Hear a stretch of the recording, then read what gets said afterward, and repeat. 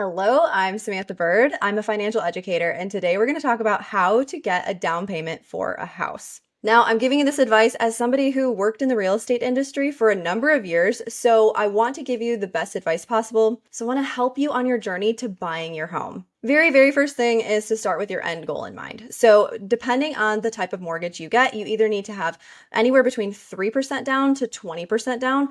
But do not forget that you do also need 3% in closing cost fees. So when you're looking for how much you actually need to save, do not forget about that 3%. Once you know how much you need, I want you to take a look at your monthly budget, see where you can trim and automate your savings. Now, this is really important. I want you to automate your savings into a high yield savings account somewhere separate from your checking account. I don't want this going to the same bank that your checking account is at. You want to make this as untouchable as possible. I promise this is going to make your life so much easier. Having that money available to you right next to your checking account is way too tempting. It makes it way too easy to use it for something that it's not meant for. We're saving for a down payment. Make sure that it is separate. So once you look at your monthly budget, now we're going to take a look at the different levers in your life. I really like thinking about financial levers. Now, let me give you an example. Levers are things that you can do. They're small moves that have really big impact. So for example, when we got our stimulus checks years ago, COVID years,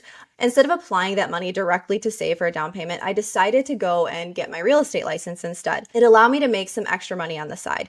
That one simple move, that small lever, allowed me to, instead of putting a couple grand toward our down payment for a house, it allowed me to put tens of thousands of dollars toward a down payment over the course of a couple of years of saving. So look for levers in your life. Maybe that's going to the library and reading books on personal finance. Maybe that's finding free education online. Maybe that's this video right now.